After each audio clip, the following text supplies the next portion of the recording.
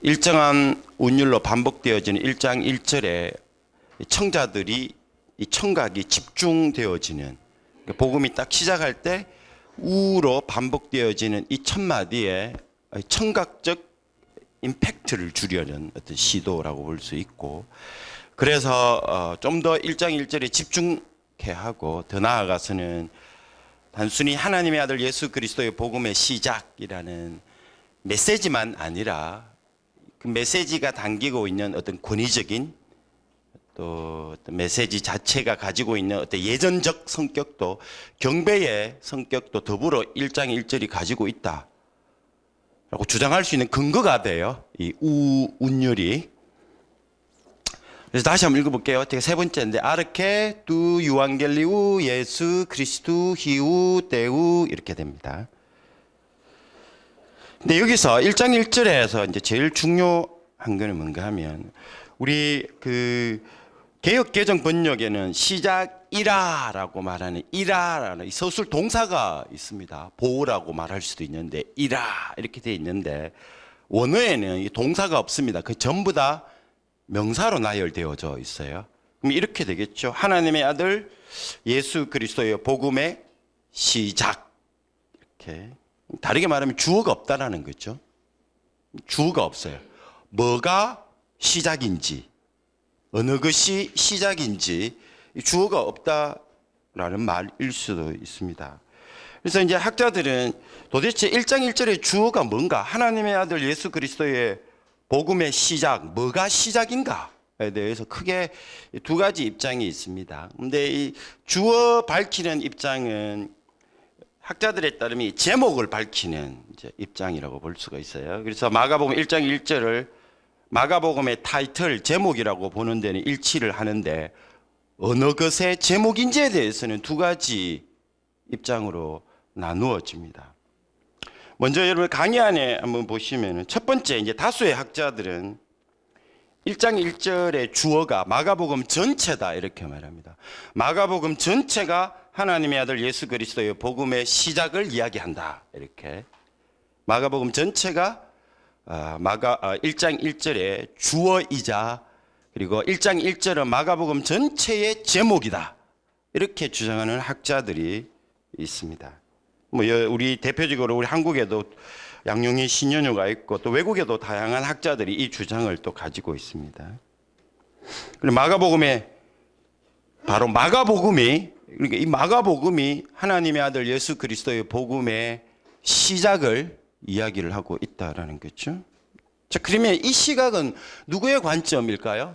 이 시각은 누구의 관점일까요? 바로 초기 교회의 관점인데, 초기 교회가 열심히 복음을 전했는데, 자기 초기 교회가 전하고 있는 이 복음이 시작이 어딘가, 어디서부터 시작됐는가 라고 말하면서 마가복음이 바로 그 시작이었다, 이제 이런 입장입니다.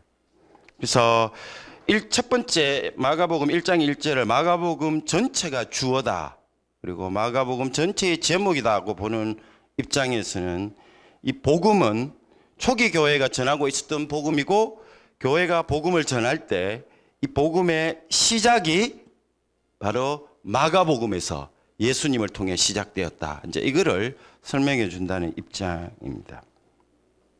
둘째 또 다른 입장은 뭔가 하면, 여기서 1장 1절의 주어를, 다시 말하면 이 마가복음 1장 1절이 제목인데 어느 것의 제목인가 하면 1장 14절부터 시작되어지는 내용의 제목이다, 이렇게 보기도 해요. 다르게 말하면 1장 1절의 주어를 뭐로 보는가 하면은 1장 14절부터 우리 한번 읽어보면 좀 더 이해가 될 텐데, 1장 14절 한번 볼까요? 1장 14절 다 같이 한번 읽어보십시다. 시작.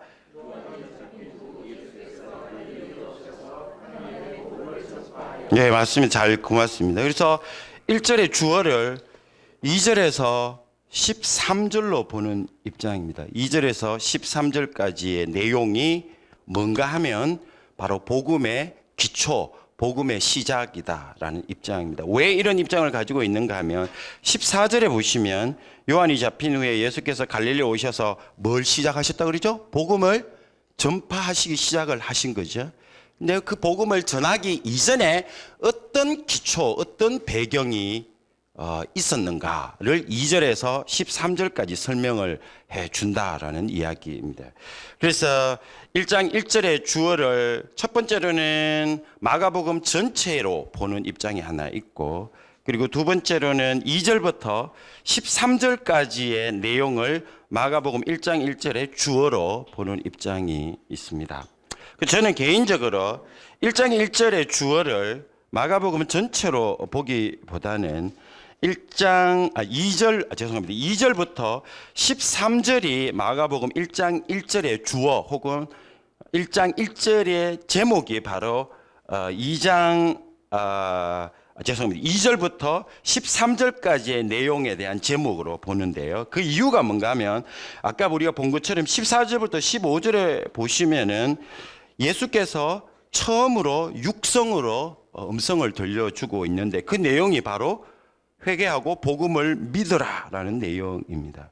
예수님이 복음을 선포하셨는데 복음을 선포하기 이전에 예수님의 복음의 기초가 뭔지, 그 배경이 뭔지를 바로 2절부터 13절까지 이야기를 해주고 있다는 것처럼 보이기 때문에 그렇습니다. 그래서 저는 개인적으로 1장의 1절이 제목인데 어떤 제목인가 하면 2절부터 13절의 제목으로 보고, 그리고 주어를 2절부터 13절로 보는 입장에 있습니다.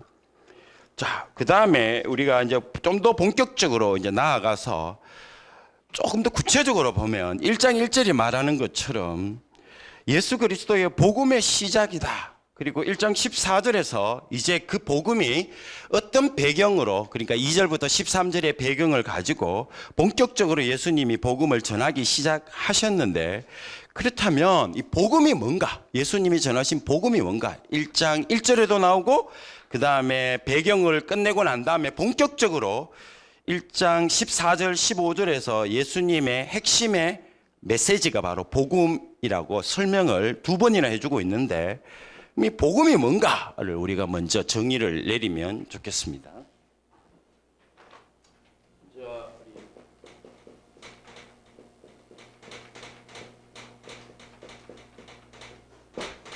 이 복음이라에 대해서 이야기를 좀 해볼게요. 아시는 것처럼 복음 자체는 헬라어로 유앙겔리온.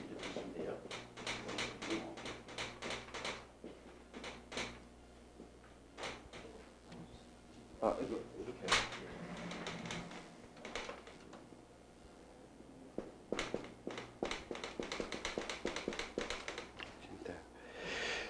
복음이라는 단어가 초기 교회가 사용을 처음으로 한 것도 아니고, 그 다음에 예수님이 처음으로 사용한 단어도 아닙니다. 교회가 창작한 것도 아니고 예수님이 창작한 내용도 아닙니다.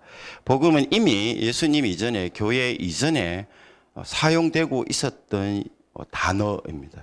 그리스 로마의 기원을 두고 있는 내용이죠. 그래서 예수님이 그거를 차용을 해서 사용했고, 그 다음에 교회도 이미 사용되어지고 있는 낱말을 가지고 와서 사용을 한 겁니다.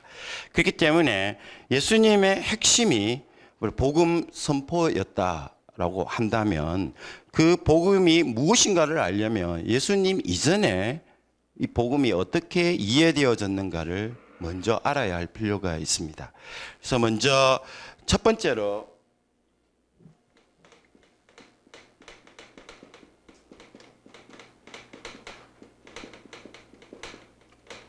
그리스 로마 사회에서 이 복음이 어떻게 이해되어졌는가, 제 강의 안에도 보시면 나와 있는데, 고대사 이쪽에 보시면 나와 있는데요. 고대 사회에서 복음은 특히 로마 사람들에게 있어서 공적인 영역에 있어서 이 복음은 총 세 가지로 이해되어지고 있습니다. 보시면 이런 고대 비문이나 로마의 문헌 안에서 발견되어진 내용인데, 개인적으로 사적인 영역에서 아니라 공적인 영역에서 사용되어진 복음이라는 단어의 의미는 세 가지입니다. 첫 번째로는 신의 아들로 알려진 로마 황제가 탄생한 소식, 그거를 복음 유앙겔리온 이렇게 이야기를 합니다.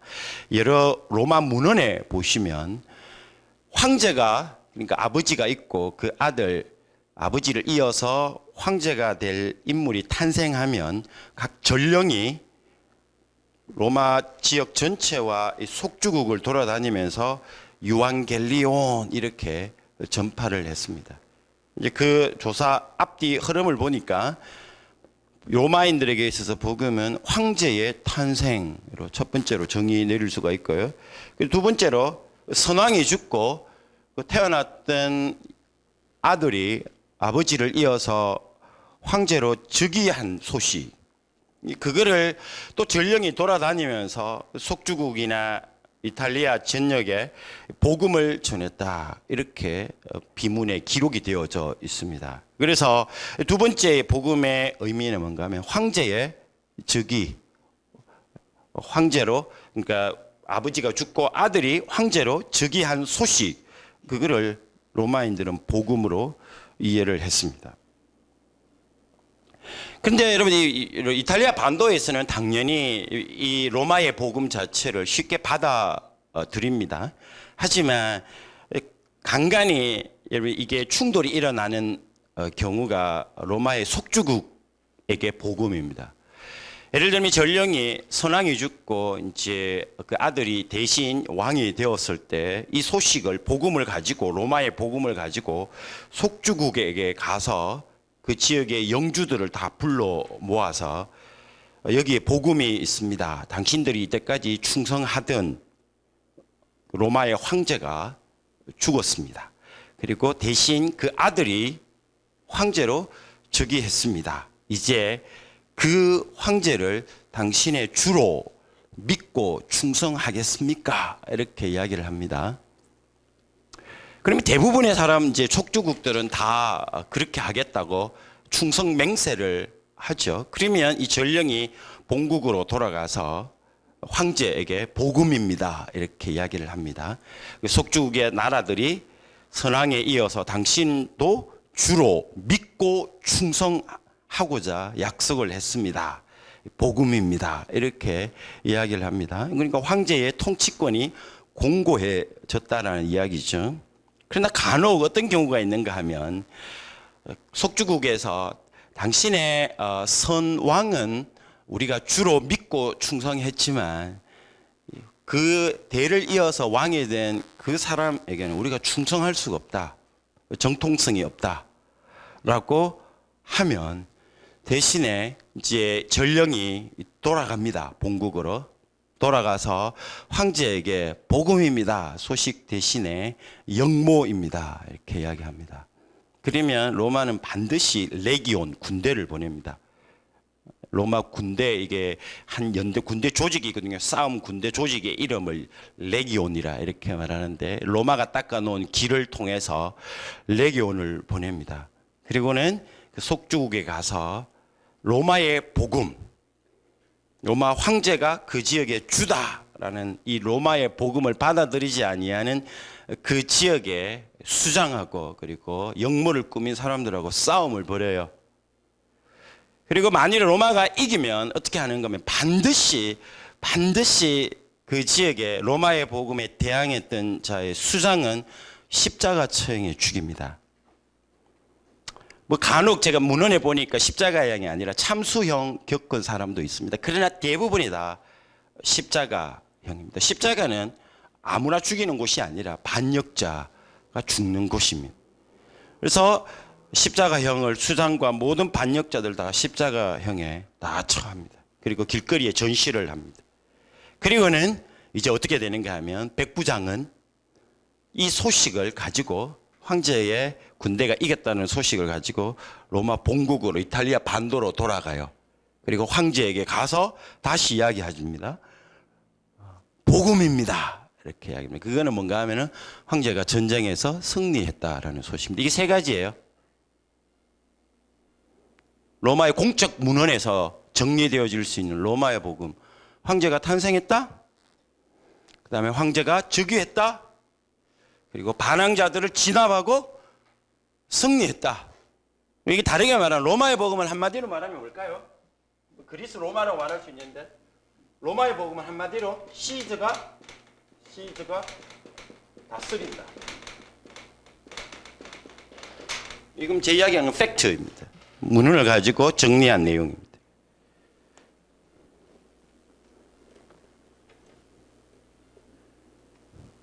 예수님은 로마의 복음에 저항하다가 죽으신 거죠. 그래서 십자가는 로마인들에게 뭘 의미했는가 하면 로마의 복음의 확정이에요. 로마의 복음이 얼마나 타당하고 힘이 있는지를 증명해주는 도구가 십자가입니다. 그래서 로마인들의 가정에 가면 약간 농담 섞인 말이지만 전부 다 벽에 십자가가 이렇게 걸려 있습니다. 뭘 이야기하는 아버지가 자식한테 니도 황제 말 안 들으면 젖장 난다 이렇게. 로마의 복음이 얼마나 힘이 센지를 증명해 주는 게 바로 십자가입니다. 시즈가 다스린다. 그 로마의 복음을 받아들이지 않으면 절해된다. 이렇게 되는 거죠. 그러니까 열심히 시즈에게 충성 맹세해라. 이제 그게 바로 로마인들에게 십자가가 의미하는 바였습니다. 근데 이게 나중에 보면 예수님이 자기 십자가를 지고 나를 따르라라는 의미가 단순히 죽을 각오를 하고 따르라는 그 의미 이상이에요. 사회 역사적으로 봤을 때는 자기 십자가를 지고 따르라 이 말은 반항자의 운명을 짊어지고 살아가라 이 말입니다. 왜냐하면 그 시대에 우리가 나중에 보겠지만 예수의 복음을 믿고 따른다는 것은 당연히 반항 역모를 꾸미는 것과 같기 때문에 그렇습니다. 뭐 어쨌든 그건 나중에 보고요. 자, 이게 첫 번째로 복음, 로마의 복음이었습니다. 그러니까 예수님이 그리고 초기 교회가 유앙겔리온 뭐 이렇게 말했을 때 그게 교회가 창작한 단어가 아니라 로마 사회가 이미 그렇게 사용하고 있었던 것을 교회가 예수님이 사용을 했던 겁니다. 물론 나중에 좀 어떻게 의미가 바뀌었는 건 조금 이따가 보고요. 그다음에 두 번째로 이게 여기 끝이 아니고 지금 이 그리스 로마 사회에서 복음의 의미를 우리가 봤는데 두 번째로는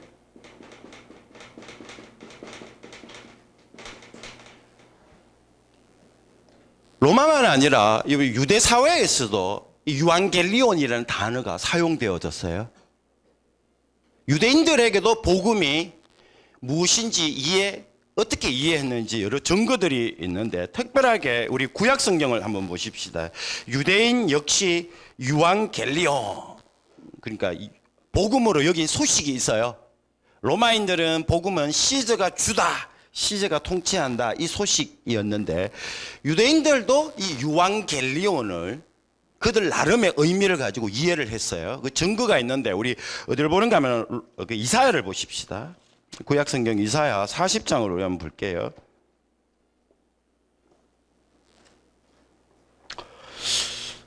강의하는 디테일한 거는 뭐 여러분 나중에 보시고요. 제가 전체 핵심을 좀 이야기를 할게요. 이사야 40장에 우리 한번 볼게요. 로마인들 말고 유대인들은 복음을 어떻게 했는가. 이사야는 제2성전 시기의 상황을 예언한 내용이기 때문에 예수님도 제2성전 시기에 살았기 때문에 예수님과 이사야 사이에는 이 단어 낱말의 개념의 혼용이 일어났다고 볼 수가 있습니다. 그래서 이사야를 보면 예수 시대 유대인들이 복음을 어떻게 이해했는지 우리가 힌트를 얻을 수가 있습니다. 자, 이사야 어디를 보시는가 하면은 40장 이사야 40장 누가 한번 읽어 보실래요? 그쪽에 그 9절 한번 읽어 보실래요? 9절.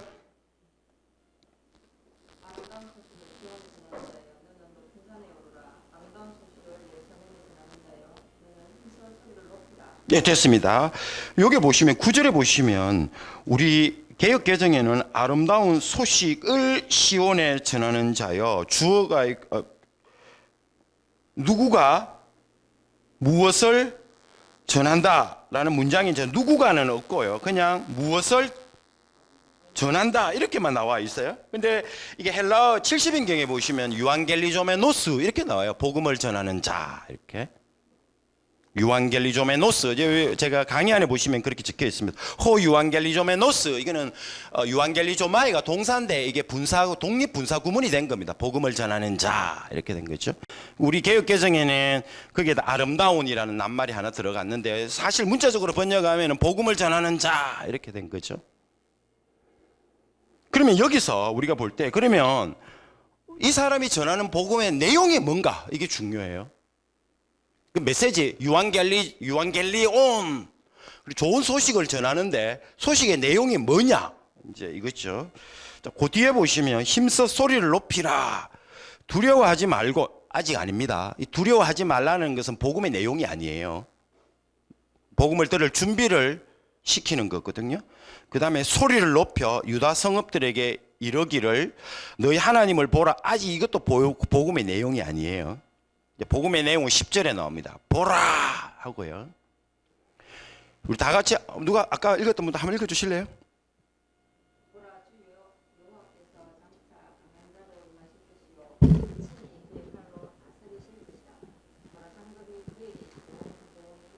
자, 여기서 봤을 때 10절에 봤을 때 유한겔리 이 아름다운 소식을 전하는 자가 전해야 할 소식의 구체적인 내용이 뭐죠? 뭔가 하면 하나님이 강한 자로 임하시고 그 뒤에 보시면 친히 그의 팔로 뭐 하신다? 다스린다. 하나님이 다스린다. 여기만 나오는 게 아니고요. 더 명확하게는 52장으로 넘어가 보세요. 이사야에서 유한겔리조메나이 혹은 유한겔리온이라는 게 두 번 나오는데 여기하고 52절에 나옵니다. 아주 명확하게 나와요. 52절에서는 52절에 우리 7절 한번 읽어보실래요? 7절 우리 다 한 목소리로 읽어보십시다. 시작.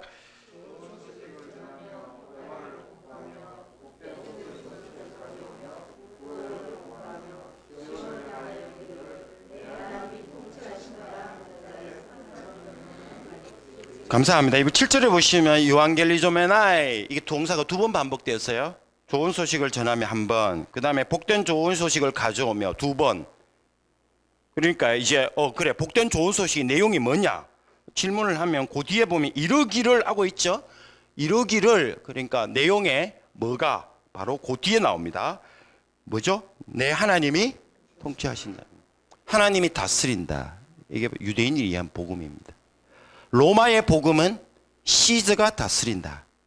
유대인의 복음은 하나님이 다스린다. 이게 유대인의 복음입니다.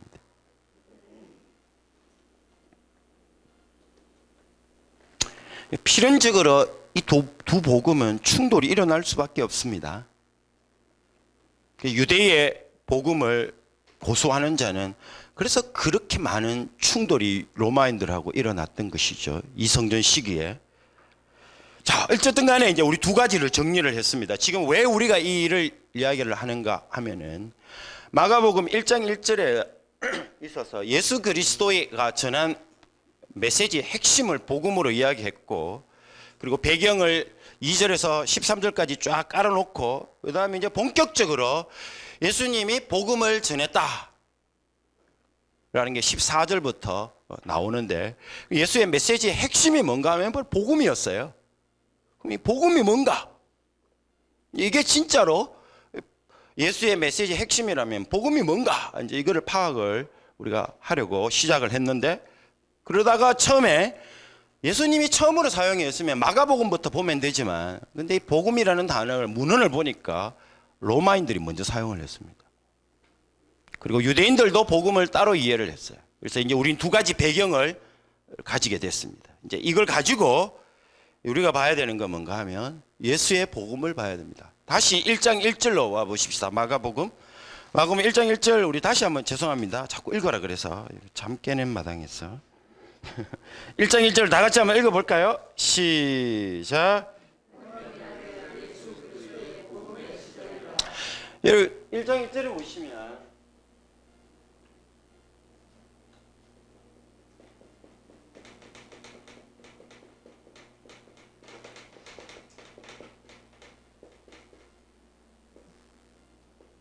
예수 그리스도의 복음 이렇게 말했어요.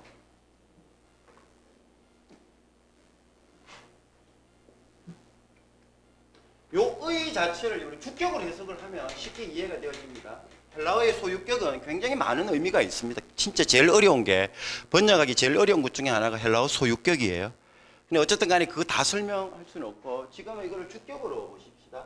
그러면 예수 그리스도가 전한 내용이 바로 복음이다 이렇게 볼 수 있겠죠. 예수 그리스도가 전한 것이 복음이다 이렇게 볼 수도 있습니다. 물론 뭐 이걸 목적격으로 보면 예수 그리스도를 전하는 게 또 복음이 될 수도 있고요. 주격으로 보면 예수님이 전한 게 복음이 될 수도 있고 뭐 어쨌든 간에 뭐 상관이 없습니다만 저는 제가 이걸 주격으로 보는 게 더 타당하다고 보겠습니다. 예수님이 전한 메시지, 그게 바로 복음입니다. 하지만 이제 고대 사회에서 우리가 기억해야 될 것은 이 메시지하고 그 메시지를 전하는 사람은 분리가 안 돼요. 하나님의 나라의 메시지하고 하나님의 나라를 전파하는 자는 뗄래야 뗄 수 없는 관계입니다. 그렇기 때문에 메시지와 메신저는 불가분의 관계에 있습니다. 예수님은 하나님의 나라를 전파함과 더불어 하나님의 나라의 담지자가 되죠. 다시 말하면 하나님의 나라를 체현하신기도 하죠. 그리고 예수님의 하나님 나라 선포 방식은 랭귀지만 아니라 보디가 바로 하나님 나라 전파 언어였다라는 것을 나중에 우리 보게 됩니다. 어쨌든 간에 여기서는 예수님이 전한 메시지가 바로 복음이다라고 정리 내릴 수가 있습니다. 자, 그러면 우리가 기억해야 될 것은 뭔가 하면 예수의 복음은 뭔가? 로마의 복음은 시제가 다스린다. 그리고 유대인의 복음은 하나님이 다스린다. 예수님이 전한 복음은 뭘까요? 하나님이 다스린다, 이렇게 볼 수도 있어요. 예수님, 아까 제가 이야기했는 건 예수님이 전한 복음. 예수님은 무엇을 복음으로 이야기했을까요? 아까 제가 복음이라는, 예수님도 유대인이었어요. 로마인은 아니죠. 예수님도 유대인이었습니다. 그러면 아까 유대적 배경으로 봤을 때 예수님이 복음을 전했다 이러면, 그래 한번 들어보자 이렇게 했을 때 한마디로 정리해보라 그러면 뭐라고 말할까요?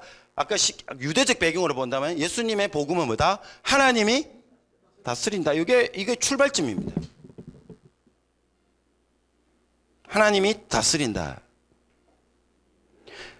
그런데 여러분, 중요한 것은 어디를 보는가 하면은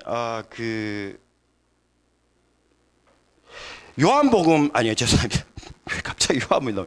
마가복음 13장에 보시면은, 마가복음 10장으로 넘어가 볼게요. 이 복음과 예수님이 동격으로 여겨지고 있어요. 동격으로. 어디를 보는가 하면은 그 10장 29절 누가 한번 읽어 보실래요?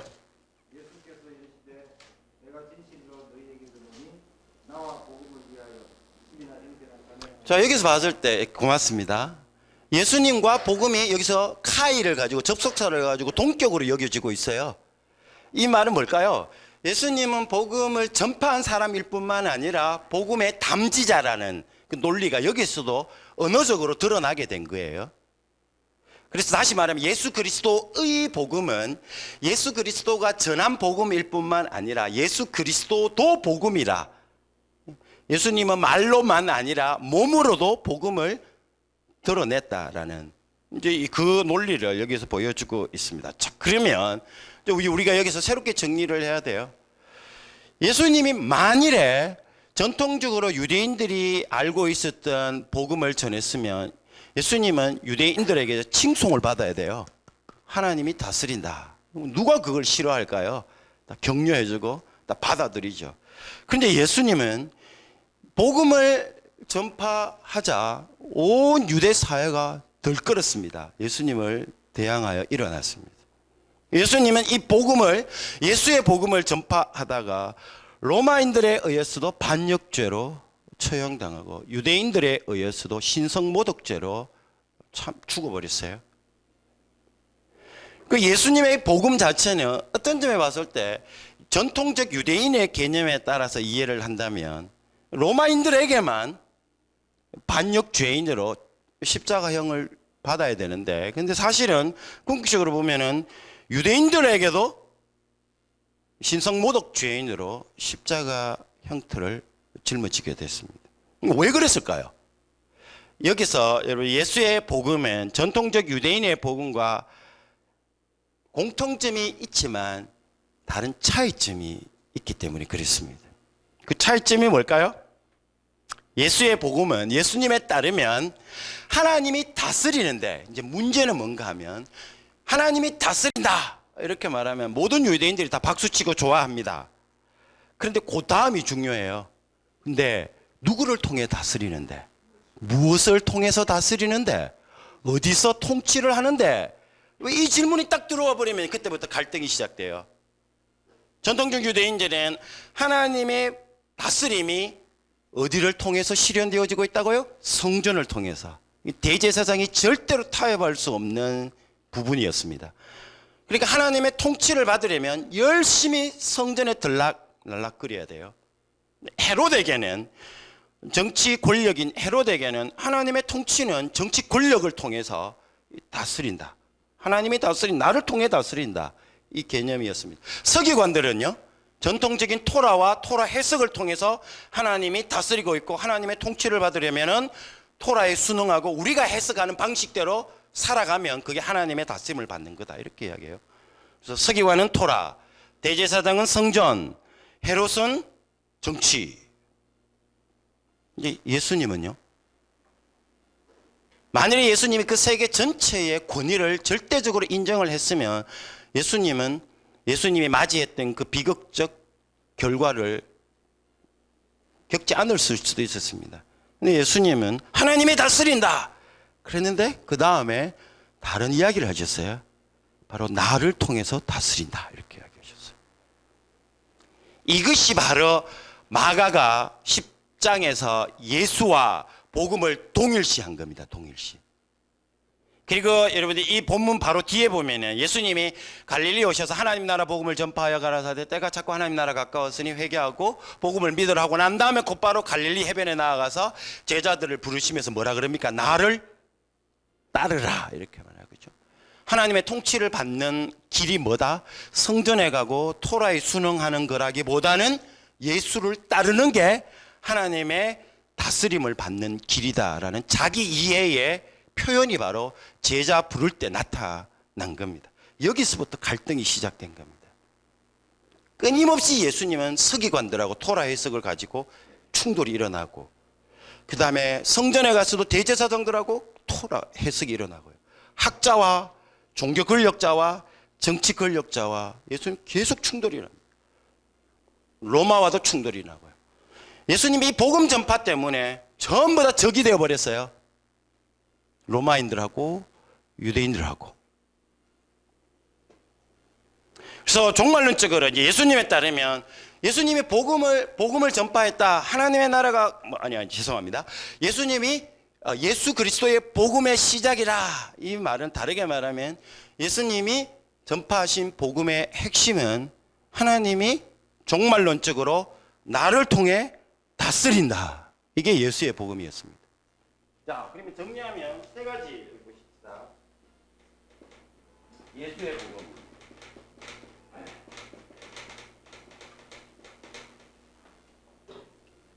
유한겔리온은 세 가지 전통적으로 로마, 유대, 예수 세 가지가 있습니다. 로마의 복음은 시저가 다스린다. 유대인들의 복음은 하나님이 다스린다. 예수의 복음은 하나님이 나를 통해 다스린다. 그러면 하나님의 다스림을 받으려면은 예수를 따르는 거다. 이것이 얼마나 위험한 여러분들 그 선언인지 굉장히 기억하셔야 됩니다. 만일에 유대 사회에서 좀 덜 위험한 시절이 있었어요. 언젠가 하면 70년 이후입니다. 성전이 무너지고 난 다음에 그때 이 복음을 전하면 그래도 좀 나아요. 근데 버젓이 성전 시스템이 잘 돌아가고 있었던 마당에 예수님이 하나님의 복음, 하나님이 나를 통해 다스린다라는 이 복음을 전파하면 결과는 뻔합니다. 종교 권력자들과 끊임없는 갈등에 들어갈 수밖에 없었습니다. 자, 이것이 예수님이 전한, 이제 예수님이 앞으로 드러내실 복음의 핵심이었다 볼 수 있습니다. 자, 그러면 여기서 질문이 또 나와요. 왜 갑자기 예수님이 하나님의 다스림을 이야기하나? 자기를 통해서 하나님이 통치하신다라는 메시지를 왜 갑자기 전파하죠? 태초 이래로 하나님이 통치하시지 않은 시간은 단 1초도 없고 하나님의 통치가 미치지 않는 영역은 한 뼘도 없었는데 왜 갑자기 예수께서 등장하셔서 하나님이 나를 통해 통치하신다라는 메시지를 위험을 무릅쓰고 선포하시다가 결국에는 반역자로 신성모독자로 죽을 수밖에 없었을까요? 왜 그 위험을 예수님이 감수하셨을까요? 태초에 이르러 하나님의 통치가 멈추어졌던 적이 없었는데 왜 하나님은 갑자기 예수님은 이 복음을 선포하셨을까요? 세 가지 이유 때문에 그랬습니다. 이게 마가복음 전체를 이해하는 하나의 키워드라고 볼 수가 있는데 그 첫 번째로는 죄악 때문에 그랬습니다. 하나님의 통치는 멈춰선 적이 없지만 죄악이 하나님의 통치를 거스르고 있기 때문에 그렇습니다. 다시 말하면 하나님이 나를 통해 다스린다 이 말은 하나님의 통치에 대해서 거역하던 이 죄악의 세력이 이제 진압되어야 될 때가 됐다 이 말이에요. 뿐만 아니라 두 번째로는 하나님의 통치를 받아들이지 아니하는 이방의 문제 때문에 그랬습니다. 언약 백성은 하나님 되심을 인정하고 있었지만 그거로 만족하지는 않습니다. 왜냐하면 하나님은 온 세상의 창조주이지 이스라엘의 부족신이 아니었기 때문에 그렇습니다. 그렇기 때문에 하나님의 통치가 도래했다라고 믿고 선포하는 자가 반드시 짚고 넘어가야 될 문제가 뭔가 하면 이때까지 하나님의 통치를 인정하지 않는 이방의 문제예요.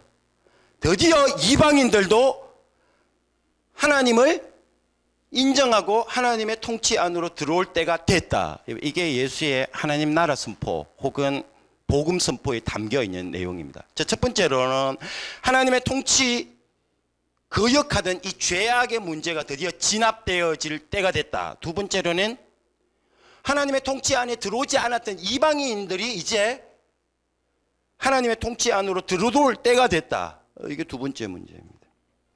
이게 두 중요한 문제이고요. 그러면 여러분 우리 또 질문이 있습니다. 그러면 왜 지금까지는 왜 하나님이 이스라엘을 택해서 이 일을 하려고 했는데 왜 가만히 있다가 왜 갑자기 예수님이 등장해서 이 일을 하려고 했는가? 이 문제가 또 짚고 넘어가야 됩니다. 이제 그 이유가 있습니다. 하나님이 이스라엘을 통해서 구약 성경이 보여주는 것처럼 하나님이 아브라함을 부르고 난 다음에 그 후손들을 통해서 이 일을 하려고 했었어요. 그런데 세상을 복주기 위해서 부름을 받은 이스라엘이 오히려 죄악에 감염되어 버렸어요. 사람 치료하려고 의사 만들어 놨더니만 이 의사가 병에 감염되어 버렸어요. 그러니까 하나님은 그 일을 못한 겁니다. 그래서 이제 예수님이 이스라엘의 메시아로 오셔서 하나님의 복음, 하나님의 통치가 이제 도래한다. 이 말은 마지막 세 번째 뭘 함축하고 있을까요? 감염되어 있던 의사 이스라엘도 드디어 치료되어져 이스라엘을 통해서 하나님이 하시려고 했던 언약 백성을 통해서 하시려고 했던 그 일이 이제 이루어진다. 이 세 가지 의미가 함축되어 있다고 저는 믿고 있습니다. 그래서 정리하면 태초 이래로 하나님의 통치가 멈추어졌던 적은 없었고 그리고 하나님의 통치가 미치지 않는 영역은 한 뼘도 없었는데 왜 갑자기 뜬금없이 예수님이 하나님이 다스린다 이 이야기를 하셨을까요? 그 이유는 하나님의 통치는 멈춰선 적이 없지만 하나님의 통치를 거역하는 죄악의 문제가 해결이 안 됐기 때문입니다. 두 번째로는 이방의 문제예요. 그리고 마지막 세 번째로는 세상에 복을 전파하라고 택함을 받은 이스라엘이 감염되어졌기 때문에 이 일을 못했습니다. 예수님은 하나님의 복음을 전파하면 반드시 이 세 가지를 다 건드려야 돼요. 예수님은 하나님의 복음이 하나님이 나를 통해 다스리기 시작했다 이 말은 드디어 이 세 가지 문제가 이제 나를 통해서 해결되어질 것이다라는 암시를 주고 있는 겁니다. 자, 그리고 더 나아가서 이걸 또 하나 더 기억해야 돼요. 우리는 처음에 예수 그리스도의 복음의 시작이다 이게 해서 지금까지 왔는데 근데 1장 1절에 보시면 예수 그리스도의만 있는 게 아니라 또 하나 더 있습니다. 예수 그리스도 히우 때우도 있어요. 히우 때우는 뭔가 하면 하나님의 아들 이렇게 나와 있습니다. 하나님의 아들 예수 그리스도의 복음의 시작이라. 근데 하나 더 보고 우리가 그 다음 단계로 넘어가야 됩니다. 여기 예수 그리스도를 딱 한 뭐라고 이야기하는가 하면은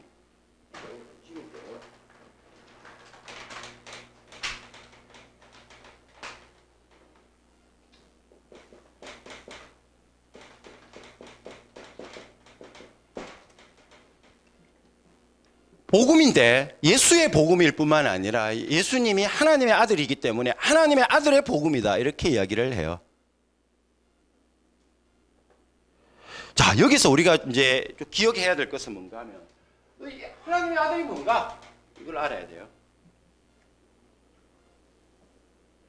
먼저 여러분 이게 이스라엘 사회에서 하나님의 아들은 굉장히 복잡해요. 이게 문헌을 보시면 일반적으로 이스라엘 백성들은 전부 다 하나님의 아들입니다. 이스라엘 백성의 대표자 왕도 하나님의 아들이에요. 그리고 여러 문헌들을 보시면 천사도 하나님의 아들로 묘사되어집니다. 그래서 진짜 간혹 가다가 한 번씩 메시아를 하나님의 아들로 이야기를 합니다. 근데 그 어디에도 신의 아들이라는 개념은 나오지 않아요. 하나님의 아들이. 어쨌든 간에 첫 번째로는 이스라엘 전체를 하나님의 아들로 말하고 이스라엘 백성들 대표자를 하나님의 아들로 말하는 경우도 있고, 물론 그 시편 2편에 보시면 나오고 사무엘하 7장에도 그 나오죠. 뭐 어쨌든 간에, 그리고 세 번째로는 천사를 시편에 보면 많이 나옵니다. 쿰난 공동체에서도 천사를 하나님의 아들로 말하고요. 그래서 간혹 메시아를 하나님의 아들로 묘사하는 경우가 나옵니다. 그래서 예수님이 만일에 여기서 하나님의 아들의 예수님을 하나님의 아들로 묘사했는 것은 그건 과연 뭘까? 물론 천사는 아니겠죠. 그래서 아주 가능성이 있는 것은 이제 여기서 예수님을 하나님의 아들이라 말했는 것은 메시아, 그리고 두 번째로는 없지만 제가 봤을 때는 마가복음 전체에 신의 아들의 개념도 마가복음에서 새롭게 부여되어졌다고 믿어요. 나중에 우리 오늘 후반 때는 아니면 다음 주 마지막에 한 번 더 제가 그때 언급을 좀 드리도록 그렇게 할게요. 자, 근데 지금 여기서 제가 말하고 싶은 것은 이스라엘의 배경이라기보다는 로마의 배경인데요.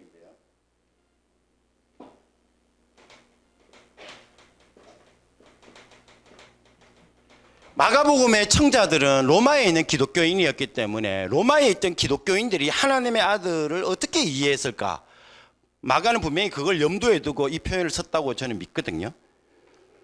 그래서 아까 복음도 마찬가지였어요. 유한겔리온도 유대적 배경, 로마적 배경을 보고 예수의 복음을 이해했는 것처럼 하나님의 아들 개념도 유대적인 배경과 로마적 배경을 보고 이해를 해야 돼요. 그래야 전체적으로 우리 총괄적으로 이해를 할 수가 있습니다. 간사님이 아까 제가 좀 보냈던 거 좀 보여주실래요? 프로젝트?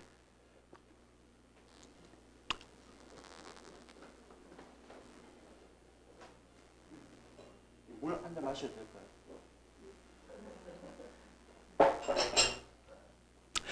자, 로마인들은 하나님의 아들을 어떻게 이해를 했을까? 이제 이거를 봐야 됩니다. 왜냐하면 마가복음은 로마에 있는 기독교인들에게 기록되었기 때문에 충분히 우리가 봐야 하는 입장입니다. 자, 이거 앞에 거 좀 보여주실래요?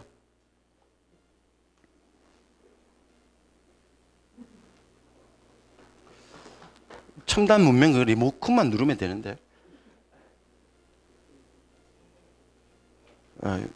아날로그식으로도 괜찮습니다. 네, 됐습니다. 여러분 이게 그 마가복음 12장 16절에 그 보시면 이 나오는 그 이제 무슨 이거 어떤 맥락인 줄 아시죠? 그 뭐 다 아시니까 구체적인 설명을 안 하겠습니다만은 가이사에게 세를 바쳐야 됩니까 말아야 됩니까 이 질문이었는데, 그러니까 세금 문제로 질문을 받았는데 예수님은 이 세금 문제를 바꿔버려요. 형상과 글의 문제로, 그리고 동전의 문제로 바꿉니다. 그러니까 가이사에게 세금을 바쳐야 됩니까 말아야 됩니까 라고 말 듣자 예수님이 내게 데나리온 하나를 가져와 보여라 이렇게 말합니다. 달라라는 말 안 했고요. 예수님이 그 달라고 말하면 큰일 나요. 만지면 안 돼요. 그 동전을. 그래서 보여달라 이렇게 말했습니다.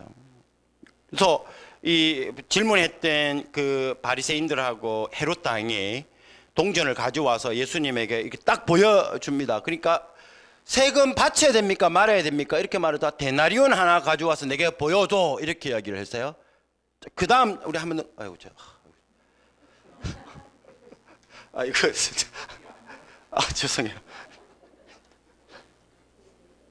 됐네요. 감사합니다. 예수님이 첫 번째 뭐라고 말했는가 하면은 이 형상과 이 글은 누구 거냐 이렇게 질문을 했거든요. 예수님이 주목한 거는 뭔가 하면은 데나리온에 나와 있는 형상, 이미지하고 글이에요. 지금 세금 문제에서 데나리온에 있는 형상과 글의 문제로 예수님이 주제를 싹 바꿨는데 우리 한번 보십시다. 예수님이 주목시켰던 형상과 글을 봐야 돼요. 이게 여러분 예수님이 보았던 그리고 바리새인들과 헤롯 왕이 가져왔던 티베리우스 데나리온입니다. 예수님이 봤던 걸 지금 우리가 보고 있어요. 이거 이베이 보면 한 100만 원 정도 합니다. 이렇게 아니 제 말은 동전을 직접 팔아요. 데나리온 동전을. 근데 이 로마의 2대 왕자 티베리우스의 글과 형상이 새겨진 건데 이거 가만히 보세요. 예수님이 보라고 했던 걸 봐야 되는 형상. 먼저 왼쪽에 보시면 형상이 보이죠? 저게 티베리우스의 두상입니다. 그리고 오른쪽에 있는 저 여인은 누군가 하면은 티베리우스의 어머니 미네르바라고 말하기도 하고 또 어떤 사람은 뭐 여신이다라고 말하기도 하고 그렇게 이야기를 해요. 뭐 제가 봤을 때는 티베리우스의 어머니 미네르바일 가능성이 굉장히 높습니다. 자, 먼저 이 티베리우스의 형상인데 그리고 뒤에는 티베리우스의 어머니 미네르바인데 이거 자체도 문제가 돼요. 왜냐하면 유대인들은 절대로 어떤 형상이 새겨져 있는 조각품들을 성전에 가져오면 안 됩니다. 빌라도가 그 로마의 그 황제의 초상이 그려져 있는 깃발을 예루살렘에 가지고 오려고 하다가 엄청난 저항을 맞이해서 결국엔 그걸 철수시켰어요. 그 정도로 유대인들은 이 어떤 형상도 성전이나 예루살렘에 가져오면 안 됩니다. 랍비들이 가리키고 있었던 거고요. 그래서 요세푸스의 빌라도에 관한 기록에도 그게 나와 있습니다. 그런데 하나님의 성전 깊숙이 로마의 황제의 초상이 들어와 있어요. 이게 뭘 의미하는지 조금 이따가 우리 보고요. 예수님 만지지 않았어요. 보여달라 이렇게 말했습니다. 그리고 더 중요한 것은 글입니다. 왜 제가 이걸 이야기했는가 하면 하나님의 아들, 예수님을 하나님의 아들이라고 말하고 예수님의 복음을 하나님의 아들이라고 복음을 말했는데 그게 의미가 뭘까 하다가 지금 여기까지 이제 왔습니다. 자, 먼저 우리 글을 볼게요. 글. 이거 뒤에 보면 이게 초각이 있으면 좋은데 여기 라틴어거든요. 전부 다 이렇게. 이게 TV예요. TV. TV는 티베리우스의 약자예요. TV. 케사르 여기까지. 케사르는 라틴어로 황제 이런 말이거든요. 케사르. CAESAR 이렇게 되어 있고 요거는 보이시나요? DB 이렇게 DB. DB라는 건 라틴어로 신 이런 말이에요. 신. 그리고 여기는 보시면 약자입니다. 아우구스투스에 AUG 할 때 아우구스투 약자 아우구. 요거 F 있는데 그 라틴어는 필리우스 아들의 뜻이 아들. 그리고는 여기는 다시 보면 아우구스투스 이렇게 적혀 있습니다. 여기는 폰티프 이 말은 대제사장 이런 뜻이고요. 대제사장. 여기 적혀 있는 폰티프 맥심 대제사장. 이게 폰티프 맥심 대제사장 이런 뜻입니다. 이 폰티프 맥심 요만 보면 뭘 의미합니까? 로마 황제가 뭐다고요? 대제사장이다. 근데 더 중요한 것은 뭔가 하면 이거 다 글이에요. 이거를 보시면은 이렇게 됐습니다. 티베리우스 시저 신 아우구스투스의 아들 아우구스투스 이 글입니다. 그럼 티베리우스가 뭐라고요? 신의 아들이에요. 자기 아버지가 아우구스투스 로마 황제 1대 황제거든요. 아버지가 신이고요. 자기는 신의 아들이라고 동전에 새겨져 있습니다. 신의 아들이에요. 로마 황제를 신의 아들라고 말하는 동전이 성전의 중심에 들어와 있어요. 지금 이걸 이야기를 하고 있습니다. 자, 그러면 보십시다. 로마인들에게 있어서 신의 아들은 누굴까요? 황제입니다. 복음은요, 황제의 복음이에요. 황제가 승리한다. 황제가 다스린다. 황제한테 까불면 다 죽는다. 다 반역죄인이 돼요. 황제가 신이 아니다 라고 말하면 전부 다 반역죄예요. 로마의 복음을 받아들이지 않으면 다 죽습니다. 그게 로마의 복음이에요. 그리고 신의 아들의 복음이고요. 로마인들은 그렇게 이해를 하고 있었어요. 개념을 유앙겔리온 그 다음에 그 신의 아들의 개념을 이런 식으로 이해를 하고 있었습니다. 맨날 동전을 보면서 그렇게 삽니다. 맨날 동전을 보면서 호주머니에 넣고 다녔다는 거죠. 이것도 팩트이고요. 이론이 아니라.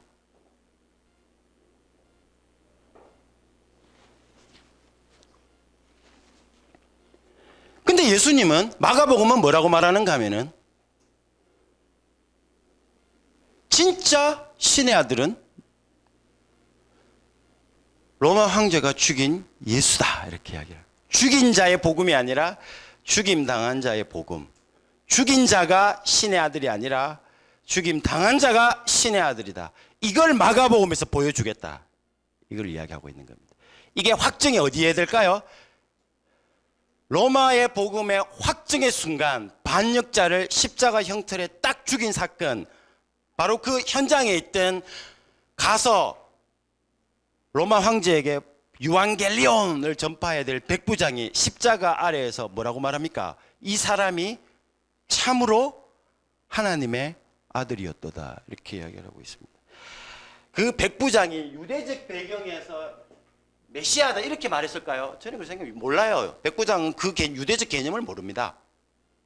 백부장이 마지막으로 다시 말해 마가복음 저자가 백부장으로 하여금 그 고백을 하게 했는 거는 적어놨는 거는 뭔가 하면은 1장 1절에서 이야기했던 거, 누가 진짜 신의 아들이고 누구의 복음이 진짜 구원하는 복음인지를 마지막에 십자가 아래에 있던 백부장의 입으로 고백하고 있는 겁니다.